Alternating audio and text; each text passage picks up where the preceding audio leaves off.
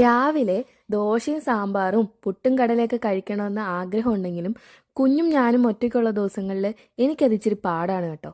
Main ആയിട്ടുള്ള cooking പരിപാടികളൊക്കെയും കുഞ്ഞിനെ നോക്കാൻ ആരെങ്കിലും ഉള്ള ദിവസങ്ങളിലാണ് കേട്ടോ ഞാൻ കൂടുതലായിട്ടും ചെയ്യുന്നത്.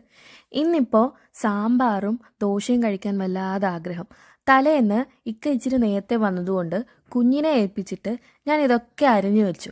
പെട്ടെന്നുള്ളൊരു തീരുമാനം ആയതുകൊണ്ട് അരി ഉഴുന്നും വെള്ളത്തിലിടാനും പറ്റിയില്ല. അങ്ങനെയുള്ള സമയങ്ങളിലാണ് ഈ ദോശപ്പൊടി നമ്മുടെ രക്ഷകനായി എത്തുന്നത്. നമ്മുടെ നാട്ടിലത്തെ പോലെ മാവൊക്കെ പുളിക്കാൻ കുറച്ച് പാടാണ് കേട്ടോ. അതുകൊണ്ട് ഞാൻ ഈ മാവ് ഉണ്ടാക്കിയിട്ട് ഓവൻ ഒന്ന് പ്രീഹീറ്റ് ചെയ്ത് അതിലോട്ട് കയറ്റി വെക്കാറാണ് പതിവ്. അതും അല്ലെങ്കിൽ കുക്കർ ചൂടാക്കി അതിലോട്ട് മാവ് എടുത്ത് വെച്ചാലും മതി. ചില സമയങ്ങളിൽ അല്ലെങ്കിൽ ചില സാഹചര്യങ്ങളിൽ ഇതുപോലുള്ള ചെറിയ ചെറിയ കാര്യങ്ങളും നമ്മളെ സന്തോഷിപ്പിക്കും.